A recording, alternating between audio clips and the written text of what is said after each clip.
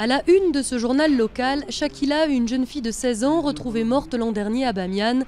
Depuis, son frère Mohamed se bat pour que justice soit faite. Il en est sûr, sa sœur a été tuée par une famille puissante chez qui elle travaillait comme servante.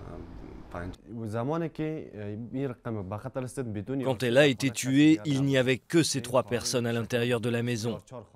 Il y en avait 4 autres dans le jardin et personne d'autre.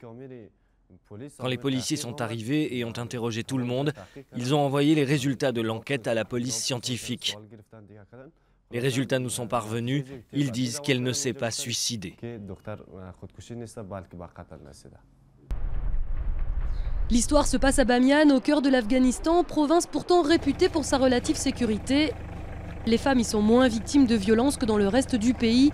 Mais selon la gouverneure de la région, seule femme du pays à ce poste, il y a encore du chemin à faire ici.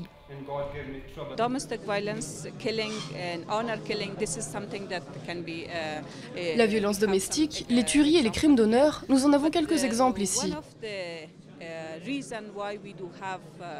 Mais l'une des raisons pour lesquelles nous savons combien il y a de cas, c'est la prise de conscience. Les médias locaux sont très actifs, ainsi que la société civile. Dans le reste du pays, la situation demeure très tendue pour les femmes. Selon l'ONG Oxfam, 87% d'entre elles affirment avoir subi des violences physiques, sexuelles ou psychologiques, ou encore un mariage forcé. Dans certaines régions, les femmes sont comme des animaux. Leurs parents les forcent à rester à la maison et si elles veulent aller à l'école, elles ne le peuvent pas.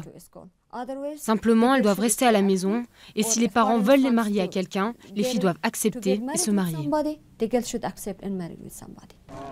Alors que les troupes étrangères s'apprêtent à quitter le pays, la condition des femmes en Afghanistan suscite l'inquiétude. Déjà en 2012, on a recensé 5700 cas de violence contre 4400 en 2011.